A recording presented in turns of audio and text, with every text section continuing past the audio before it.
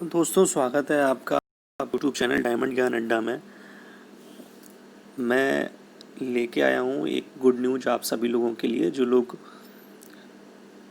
Vacancy के लिए व्याकुल थे। वैकेंसी आनी चाहिए, तो चूँकि उसका नोटिफिकेशन आ चुका है पुलिस से रिलेटेड, तो वो आपको जानकारी हो चुकी होगी, लेकिन मैं आपको फिर एक पूर्ण रूप से जानकारी देना चाहता हूँ, जिसमें कितनी पोस्ट हैं। यूपीएसआई आपने देखो लिखा है, हैशटैग है कि दरोगा के 9,534 पदों पर होगी सीधी भर्ती। तो ये पेपर में कटिंग निकली थी, उसी के बारे में मैं आपको यहाँ पर जानकारी दे रहा हूँ। देखिए, प्रदेश पुलिस का बेड़ा मजबूत किया जा रहा है। दिसंबर से जनवरी के बीच दरोगा के 9,534 पदों पर सीधी भर्ती की तैयारी है। एक बात और आपको बता दें कि इस बार हो क्या रहा है कि पहली चीज़ क्या है कि इतनी बड़ी भर्ती उत्तर प्रदेश में कभी भी नहीं हुई है दरोगा को लेकर, मतलब जिसको यूपीएसआई के नाम से भी जानते हैं। तो ये बहुत ही बड़ा और बहुत ही अच्छा सुनहरा मौका होने वाला है, और जल्द ही इसकी क्योंकि इसकी विज्ञप्ति निकल चुकी है, तो इसके फॉर्म भी पढ़ना शुरुआत हो जाएगी। सितंबर का 1 तारीख है आज, और इसकी शुरुआत भी होने वाली है 1 से 2 वीक में, और इसका एग्ज़ाम भी दिसंबर के लास्ट तक हो जाएगा। तो इसलिए आप अपनी प्रिपरेशन करते रहें, और करने का मैं बताऊंगा कि किस तरीके से क्या करना है, वो भी सब चीज़ें। और यहाँ पर जो इतने पद हैं उनके लिए मैं आपको सूचित करना चाह रहा था कि 9,534 पद हैं, जो बहुत पहली बार आ रहे हैं इतने। देखिए, एक व्यू दे दूँ आपको कि इस एग्ज़ाम में क्या क्या बदलाव हुए हैं, साथ ही साथ इस एग्ज़ाम का क्या पैटर्न है, वो सब चीज़ आप जो है यहीं पर जान सकते हैं। मैं बताना चाहता हूँ आपको। देखिए, पहली चीज़ क्या है कि इस एग्ज़ाम में जो number of post, name of post, इसको सब इंस्पेक्टर कहते हैं।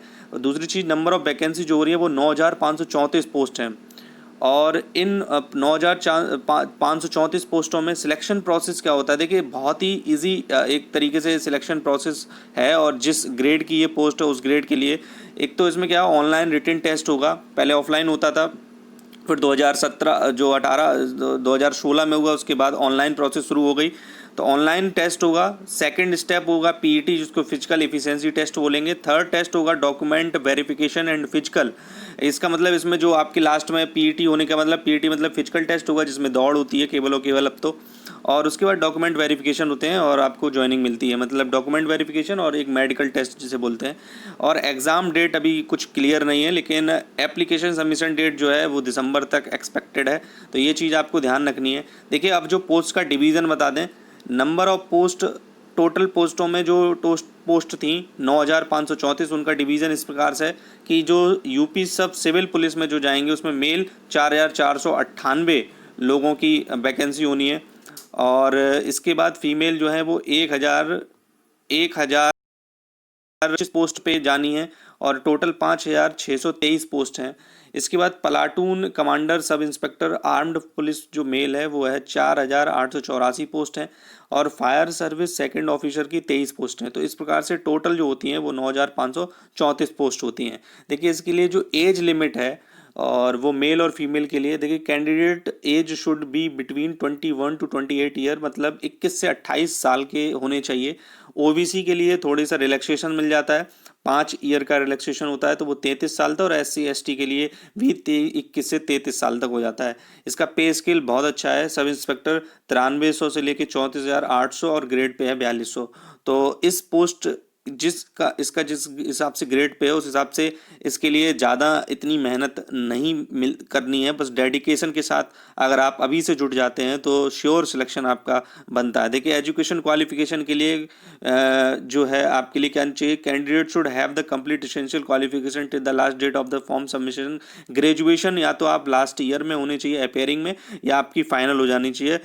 ठीक है। इसके बाद फिजिकल एफिशिएंसी जो मेजरमेंट टेस्ट होता है वो, देखिए, उसमें कुछ नहीं है। 20 मिनट में आपको 4.8 किलोमीटर की रेस कंप्लीट करनी है, और मेल कैंडिडेट के लिए, फीमेल कैंडिडेट के लिए आपको 16 मिनट में, मतलब 16 मिनट में आपको 2.4 किलोमीटर की दौड़नी है। इसके लिए हाइट जो होनी चाहिए वो 168 सेंटीमीटर मेल के लिए, और ST के लिए 160 सेंटीमीटर भी होनी चाहिए। इसके बाद फीमेल कैंडिडेट के लिए 152 सेंटीमीटर और 147 centimetre only for ST candidate. तो मेल के लिए 168 सेंटीमीटर और फीमेल के लिए 152 सेंटीमीटर नॉर्मल। ठीक है। एसटी के लिए जो इसमें रिलैक्सेशन दिया है वो आपको मेंशन है।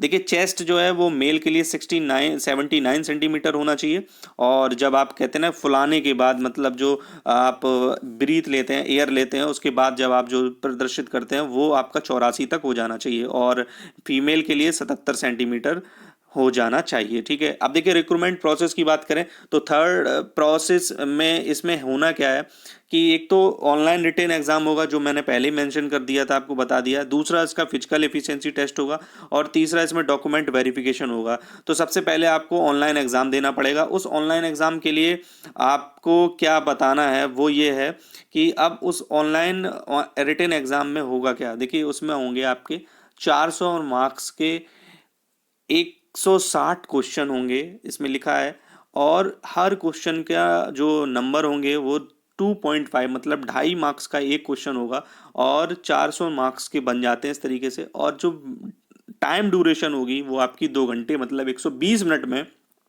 आपको 160 क्वेश्चन करने हैं। तो यहाँ पर आपकी स्किल क्वेश्चंस को करने की बहुत तेज होनी चाहिए, बहुत फास्ट होनी चाहिए। आता बहुत कुछ होगा, लेकिन आपको जल्द से जल्द हर चीज़ को देनी है। और एक बात और इम्पॉर्टेंट है इसमें कि निगेटिव मार्किंग नहीं है, तो ये प्लस पॉइंट है कि निगेटिव मार्किंग नहीं है। और टेस्ट विल भी both Hindi and English language, मतलब दोनों ही में होगा, हिंदी में भी होगा और इंग्लिश में भी होगा। और जो टॉपिक या जो सिलेबस आते हैं, जो सब्जेक्ट आते हैं, वो किस तरीके से उसका डिवीजन होता है वो आप इजीली समझ सकते हैं। जनरल हिंदी के 40 क्वेश्चन आते हैं, और जो 100 मार्क्स के होते हैं। इसके बाद इसमें इम्पॉर्टेंट बात क्या है वो मैं लास्ट में बताता हूँ आपको। और लॉ, कॉन्स्टिट्यूशन और जनरल नॉलेज के, लॉ कॉन्स्टिट्यूशन के मतलब जो कानून है और संविधान है उसके 24 क्वेश्चन, और जनरल नॉलेज जिसमें जीके होता है, जीके और जीएस होता है, वो 16 क्वेश्चन होंगे उसके। और जो भी 100 मार्क्स के होंगे, न्यूमेरिकल एबिलिटी मतलब आपकी रीजनिंग क्षमता जो होती है, वो आपकी तार्किक क्षमता जिसे कहते हैं, आप कह सकते हैं, वो भी 40 क्वेश्चन होंगे 100 मार्क्स के। और मेंटल एप्टीट्यूड टेस्ट के आपके वो भी आपके बुद्धि लब्धि परीक्षा जिसे बोलते हैं, वो भी आपके 40 मार्क्स की होगी।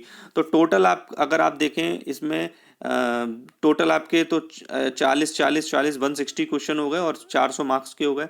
हाँ, एक बात और इम्पॉर्टेंट है जो पहले से इसमें चेंजमेंट हुई है कि अब क्वालिफाइंग मार्क्स हर सब्जेक्ट में 35 मार्क्स चाहिए, सॉरी 35% चाहिए।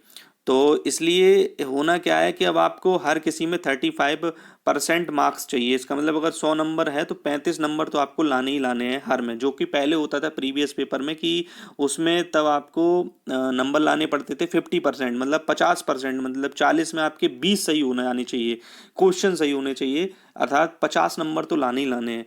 तो थोड़ा टफ होता था वो, जिसमें हर सब्जेक्ट में 50 नंबर ला पाना हर किसी के लिए थोड़ा सा ईजी नहीं है।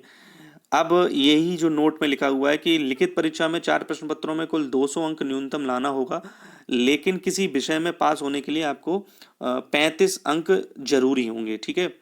तो न्यूनतम आपको 200 अंक लाने होंगे चारों परीक्षाओं में, लेकिन किसी विषय में पास होने के लिए आपको 35 अंक जरूरी होंगे। तो ये बहुत चेंजमेंट हुआ है, जो आप जान लीजिए। ये मैं आपको पहले ही बता चुका हूँ, और ये भी पीईटी के बारे में भी बता चुका हूँ। ये एडिट फिर आया था अखबार में कि दरोगा भर्ती के लिए 35% अंक पर पास, तो ये एक नई थी। देखिए अब जान लीजिए इसका सिलेबस क्या है। तो इसका सिलेबस जो है वो मेंशन है। हिंदी में क्या होगा, हिंदी में लगभग आपका हिंदी का साहित्य, चूंकि हिंदी और अन्य भारतीय भाषाएं हिंदी व्याकरण का मौलिक ज्ञान, तो ये हिंदी का साहित्य होता है। और फिर उसके बाद पूरी व्याकरण होती है। तो व्याकरण में कोई भी ऐसी चीज़ है जो छोड़ी नहीं है, वर्णमाला से लेकर तद्भव तत्सम पर्यायवाची विलोम शब्द, अनेकार्थी वाक्यांश के लिए एक शब्द, और समरूपी भिन्नात्मक शब्द, अशुद्ध शुद्ध अशुद्ध, लिंग वचन कारक सर्वनाम विशेषण क्रिया काल वाच्य अव्यय, उपसर्ग प्रत्यय संधि समास ब्राह्म चिन्ह मुहावरे लोकोक्तियां रस छंद अलंकार अपठित गद्यांश कवि लेखक रचनाएं हिंदी भाषा में पुरस्कार विविध। कहने का मतलब कुछ भी हिंदी में छूटा ही नहीं है। और खास तौर से एक बात और बता दूं कि पुलिस में जो एग्जाम होते हैं, चाहे वो यूपीएसआई हो या यूपी पुलिस हो, इसमें सिलेबस उतना ही मैटर करता है, और इसमें हर कुछ भी कहीं से भी पूछ दिया जाता है। तो इसलिए, और ना ही इसको आप ये कह सकते हैं कि आउट ऑफ सिलेबस कोई क्वेश्चन है, तो ऐसा नहीं कह सकते हैं आप। इसलिए लगभग वो सब ही पूरा सिलेबस दे देते हैं। इसके बाद देखिए मूल विधि, संविधान और सामान्य ज्ञान में आपको मूल विधि और संविधान और सामान्य ज्ञान, ये बड़ा इंपॉर्टेंट है और 24 और 16 मतलब 24 क्वेश्चन आपके इससे बनते हैं मूल विधि और संविधान से, और 16 क्वेश्चन सामान्य ज्ञान से बनते हैं। तो आप देख लीजिए, मूल विधि में आपको एक तो आईपीसी पढ़नी है, भारतीय दंड विधान एवं इंडियन पेनल कोड, और दंड संहिता जिसमें बच्चों या अनुसूचित जातियों के सदस्यों आदि को संरक्षण देने संबंधी विधिक प्राविधान, यातायात नियमों, पर्यावरण संरक्षण, वन्य जीव संरक्षण, मानवाधिकार संरक्षण, सूचना का अधिकार अधिनियम, आयकर अधिनियम, अर्थात मतलब कहने का है सबरे अधिनियम इसमें दिए हैं। देखिए, राष्ट्रीय सुरक्षा अधिनियम, आईटी अधिनियम, साइबर अपराध अधिनियम, जनहित याचिका, महत्वपूर्ण न्यायिक निर्माण निर्णय, भूमि सुधार, भूमि अधिग्रहण, भू राजस्व संबंधी कानूनों का सामान्य ज्ञान। संविधान में लगभग पूरा संविधान ही होता है, चाहे उद्देश्य हो, मौलिक अधिकार हो, नीति निर्देशक तत्व हो, कर्तव्य हो, संसद की व्यवस्था हो, कानून बनाने का अधिकार हो, स्थानीय शासन हो, केंद्र और राज्यों के बीच संबंध हो, निर्वाचन और अन्य महत्वपूर्ण जानकारी में संवैधानिक अनुसूचियां, अखिल भारतीय सेवाएं मतलब जो आईएएस आईपीएस की सेवाएं होती हैं उसकी चयन पद्धति और उससे संबंधित जानकारी। तो पूरा लगभग संविधान के बारे में। सामान्य ज्ञान में आप अगर देखना चाहें तो सामान्य ज्ञान में इसमें विज्ञान भी रहता है, इतिहास भी रहता है, भूगोल भी रहता है, और साथ ही साथ आपका करंट सेक्शन भी रहता है, और थोड़ा कंप्यूटर का ज्ञान भी रहता है। तो ये सब चीज़ें, और उत्तर प्रदेश, विशेष रूप से उत्तर प्रदेश के भी क्वेश्चन रहते हैं। तो 16 नंबर के लिए पढ़ना बहुत कुछ है। और साथ ही साथ फिर संख्यात्मक एवं मानसिक योग्यता परीक्षा जो है, ये एक तरीके से गणित, इसमें इसको मैथ कह सकते हैं, वो मैथ से ही रिलेटेड है। वही पूरे मैथ के जो टॉपिक होते हैं हर किसी एग्जाम में वही है इसमें भी, कि संख्या प्रणाली, सरलीकरण, दशमलव, भिन्न, महत्तम, एलसीएम, एचसीएफ, अनुपात, समानुपात, प्रतिशत, लाभ, हानि, छूट, और साधारण ब्याज, चक्रवृद्धि ब्याज, भागीदारी, औसत, समय और काम, समय और दूरी, टेबल्स, ग्राफ का उपयोग, और मासिक धर्म, अंकगणितीय संगणनाएं और अन्य विश्लेषण कार्य विविध। मतलब पूरा एक तरीके से मैथ है। और मानसिक योग्यता परीक्षण जो है, इसमें आपके रीजनिंग के कुछ श्रृंखला के आधारित जो क्वेश्चन बनेंगे, तार्किक चित्रों पर आधारित बनेंगे, दिशा दूरी पर आधारित बनेंगे, तो वो भी इसमें आपके बनेंगे 40 क्वेश्चन में। इसके बाद अगला अलग से मानसिक योग्यता के इन्होंने मानसिक अभिरुचि योग्यता, जिसको आप बुद्धि लब्धि परीक्षा और तार्किक परीक्षा के 40 क्वेश्चन और पूछे जाते हैं, वो इसी प्रकार से होते हैं। ये थोड़ा सा पुलिस से रिलेटेड ही रहते हैं, कि कोई घटना अगर घटित हो गई है तो उससे जोड़ते हुए ये क्वेश्चन बनाते हैं कि निम्नलिखित के प्रति दृष्टिकोण क्या होगा आपका, सार्वजनिक हित, कानून एवं व्यवस्था, सांप्रदायिक सौहार्द, अपराध नियंत्रण। इस तरीके से ये जो है सिलेबस में आपके लिखे हुए हैं। इसके बाद बुद्धि लब्धि परीक्षा में संबंध और सादृश्य परीक्षण, प्रसार को खोलना, और श्रृंखला समापन टेस्ट, कोडिंग डिकोडिंग, दिशा सेंस टेस्ट।